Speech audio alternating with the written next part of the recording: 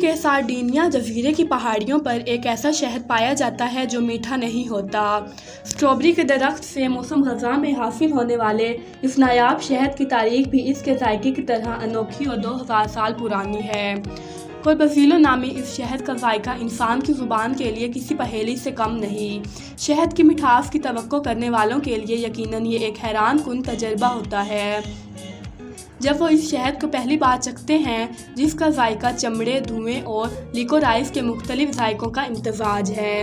یہاں پر یہ شہد اکٹھا کرنے والے خانہ بدوش گزشتہ 2000 سال سے اس خوشبودار خزانے کی تلاش میں پھر رہے ہیں۔ اس مقصد کے لیے وہ جنگلی اسٹرابیری درخت کے سفید گھنٹی نما پھولوں پر شہد کی مکھیوں کے چھتے لگاتے ہیں اور یہ کڑوا شہد حاصل کرتے ہیں۔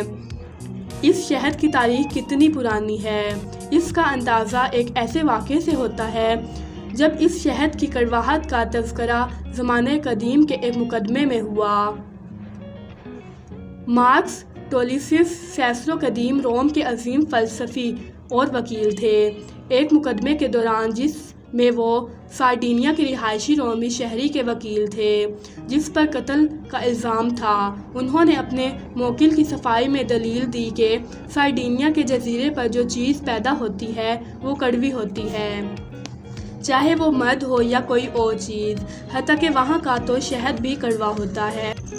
کڑوا شہد جس میں بے شمار طبی فوائد، یہاں سیسرو غالباً اس راز سے لا علم تھے کہ اپنی کڑواہٹ سے ہٹ کر یہ شہد اپنے اندر کتنے غذائی اجزاء چھپائے ہوئے ہے۔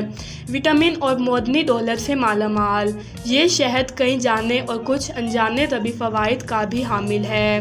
سارڈینیا کے باسیوں کی طویل العمری کا راز بھی شاید یہی شہد ہے، جن میں سے اکثر 100 سال تک کی عمر تک بھی جیتے ہیں۔ روایتی طب میں اس شہد کو سونے نیند میں مدد کے لیے استعمال کیا جاتا ہے۔ اس کے علاوہ کھانسی اور اسہال کے ساتھ ساتھ یہ شہد رسولی کے خلاف بھی آزمودہ ہے، جس کی وجہ اس کی وہ خوبی ہے جو اسے کسی بھی قسم کی سوزش کے خلاف مؤثر بناتی ہے۔ یہ صرف کہیں سنی باتیں ہیں۔ سن 2019 میں اسپین کی ویگو اور گریناڈا یونیورسٹی، مارچ کے پولی ٹیکنیک یونیورسٹی کے محققین نے جرنل آف فنکشنل فوڈز کے ایک تحقیق شائع کی جس میں یہ نتیجہ اخذ کیا گیا کہ کوربزیلو شہد نے لیبارٹری تجربے کے دوران پیٹ کی بڑی آنت کے سرطان کے خلیوں کی تقسیم اور بڑھنے کے عمل کو کم کر دیا۔ قدیم رومی ادب میں کوربزیلو شہد کے دیو مالائی قصے، سائنسی تجربے اور تحقیق کو ایک طرف رکھ دیں، قدیم ادب میں بھی جگہ جگہ ایسے اشارے ملتے ہیں جو ثابت کرتے ہیں کہ یہ کڑوا شہد نہ جانے کب سے طبعی مسائل کو حل کرنے کے لیے استعمال ہوتا رہا ہے۔ اس کا سب سے قدیم ادبی ذکر رومی شاعر پبلائس اوویڈائس ناسو سے ملتا ہے، جن کو کلاسک انگریزی ادب میں اوویڈ کے نام سے جانا جاتا ہے۔ انہوں نے بک آف ڈیز دونوں کی کتاب میں روم کے قدیم کیلنڈر کا مطالعہ کرتے ہوئے کوربزیلو جھاڑیوں کا ذکر کیا، جنہیں انگریزی میں اسٹرابیری درخت کہا جاتا ہے۔